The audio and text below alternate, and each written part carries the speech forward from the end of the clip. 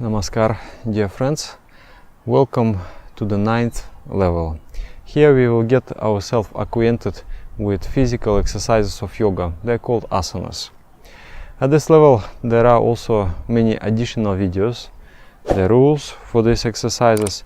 From that video you will, for example, learn that what I'm doing right now is not very proper, because the asana, these exercises, they're very subtle exercises and they have to be done in the protected environment. There should not be any wind or draft.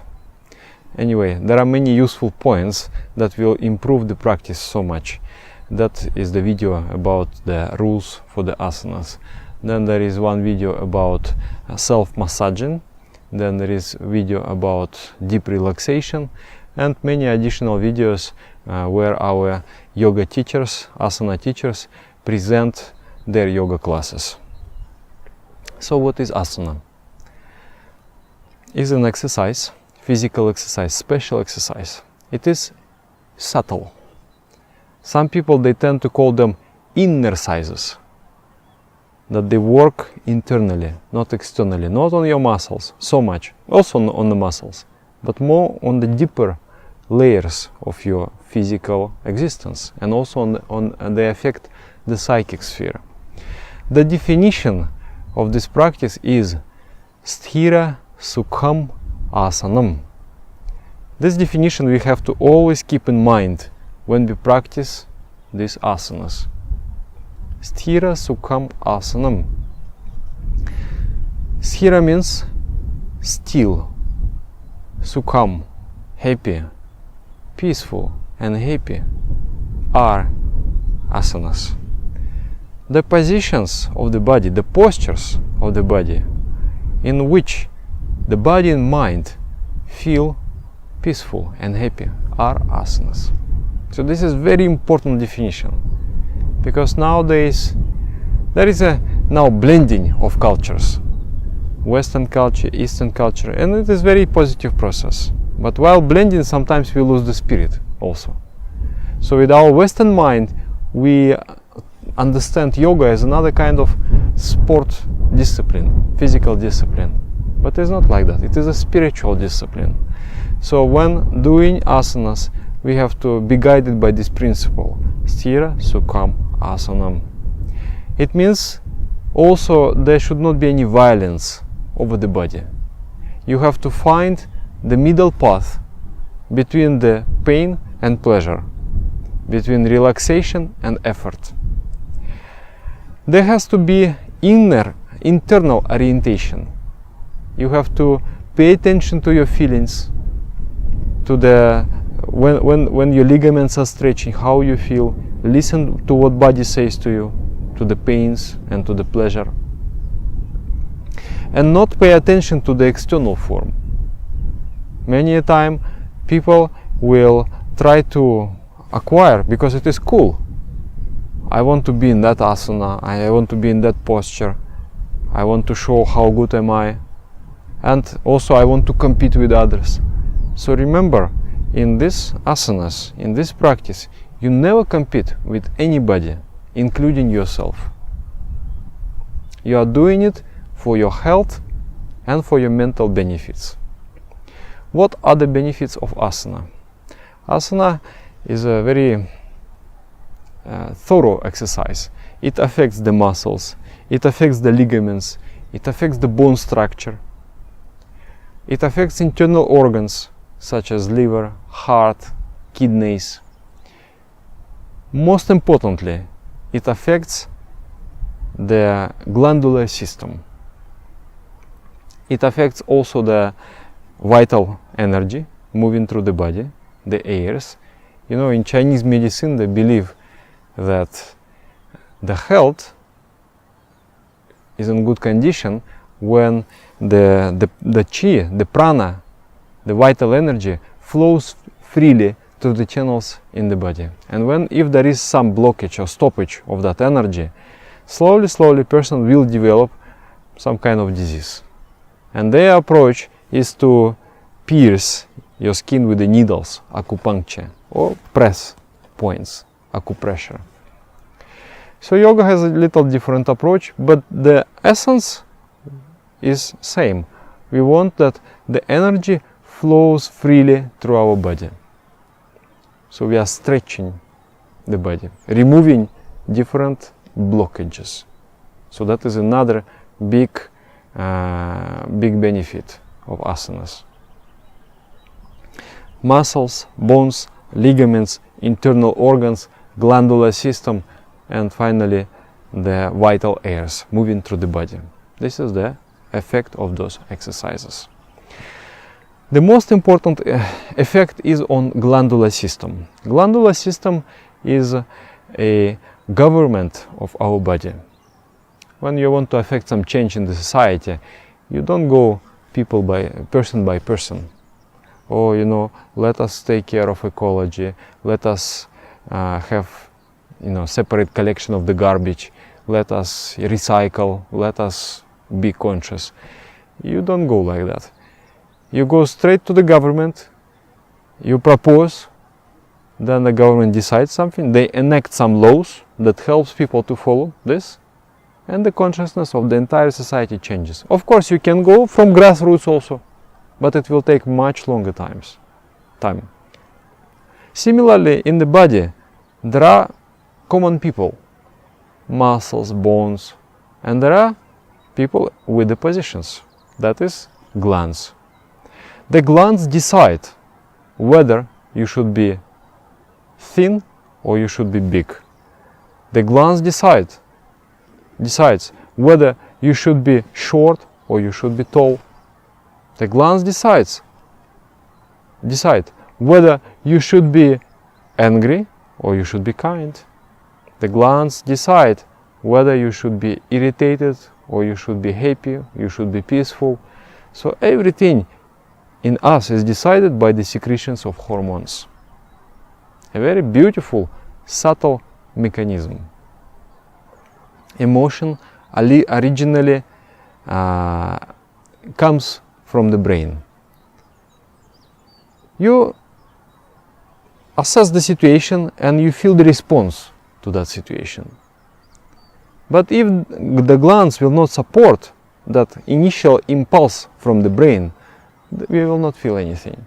For example, with my brain, I repeat Bhavanam Kevalam.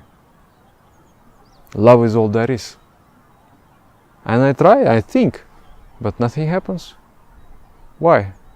Because the glands do not support that ideation. And slowly I have to train my glands to support that.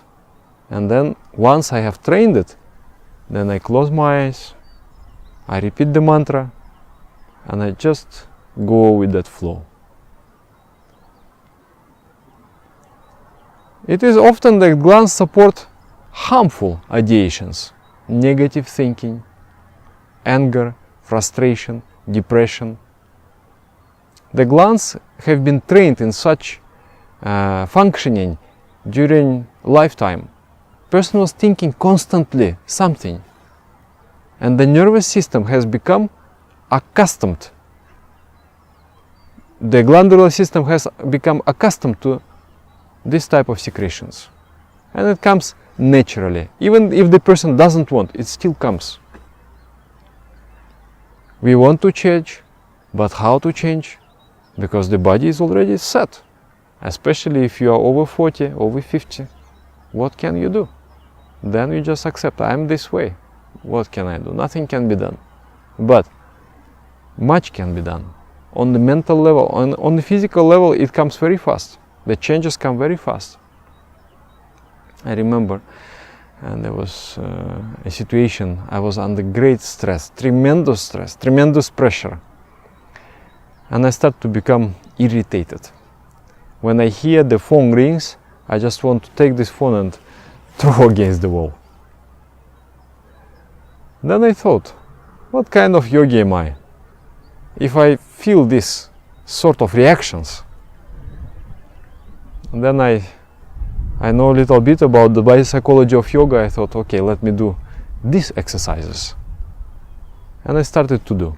I started to do wheel posture and Utthata Paschimottanasana, the posture where you bend yourself in half.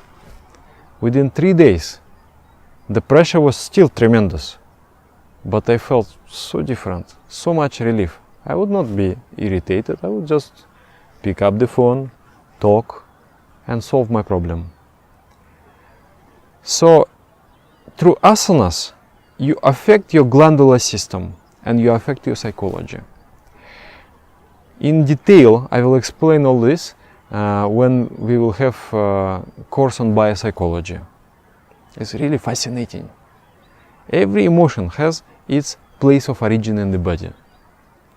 Fear comes from the navel area, love comes from the heart area, selfless, the desire to selflessly serve humanity comes from this area. The desire to know the truth, the desire to know yourself comes from this area. It's really fascinating. For now I will just tell that glands will secrete hormones, and hormones will create our psychology. So we need to change the glandular secretions. How we are going to balance the glandular secretions? It is not good that the gland will secrete too little of a hormone. It is also not good that the gland will secrete too much of a hormone. For example, if this gland secretes too much of the hormone, you become too fast. You think very restlessly and you become very thin. And if it secretes too little of hormone, you become more fat, you become more thick, and you think slow. So neither of these conditions is ideal, neither of these conditions is desirable. We don't want any of those. We want a middle path. So the asana will balance the hormonal secretions through subtle pressures on the gland. The asana will squeeze the gland, one asana will squeeze the gland, another exercise will stretch the gland, another exercise will twist the gland. And through those subtle pressures, the glands will become rejuvenated and they will balance that hormonal secretion. For example, I don't know if you have tried to wash the floor with just a rag, not with mop of any kind, but just old style. Take a rag and wash the floor. How you do it? You wash, but then the rag becomes dirty. Then you have a bucket with water, and then you rinse the rag like that. And then you squeeze it like that. Then again you rinse like that, and then you squeeze it. In this way, the rag becomes clean. So the same thing we do with our glands and internal organs. For example, what am I doing now?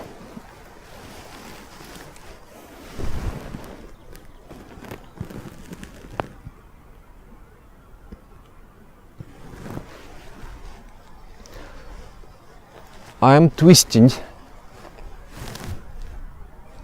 the spinal cord. Is also good. The spinal cord becomes healthy. This asana removes different distortions in the spinal cord. And I'm also twisting, I'm squeezing all the internal organs and all the glands. And this asana will have a powerful effect on my body and mind. So this is, in short, how the asanas affects our physical existence and our mental existence. They restore health and they create a very good balance in the emotional sphere. There are about asanas have been invented many thousand years ago. Yogis, they were practical researchers and they were observing animals, what postures they assume, how they cure their diseases, and they tried to imitate. And they discovered that, there are some benefits in those postures. For example, there is a peacock posture. And they noticed that peacocks, they have a very strong digestion. They can eat the snakes and digest with the poison. So they imitated the peacocks. And they found that digestion becomes very good. And also, you become shameless. you know, the peacock, it will open the tail, and he would like to, you know, express himself. So also these asanas will affect this psychic, create this psychic ability to express yourself, not to be shy. So in this way they have invented about 50,000 asanas, and then there is asana for everything. But we will not practice 50,000. It is enough for us just several asanas. In the next video I will explain 3 basic asanas. Those 3 basic asanas, they are good to become healthy, to establish a good health, and also they create a proper psychological balance. Those asanas, they have no contraindications. If there are any, you can check, there will be description under the video. But for the most people, those asanas are suitable. So this was the intro about asanas. I hope you understand and you get inspired for the practice. Your homework will be to do the asanas at least once a day. If you can do twice a day, this is best of the best. And it will take you only 10-15 minutes of your time. But you will feel significant improvement in terms of your psychology and in terms of your physical efficiency and in terms of your energy. You will feel much better. Your digestive system will work much better. Everything will be much better. And also check out all those additional videos. Thank you very much. Namaskar.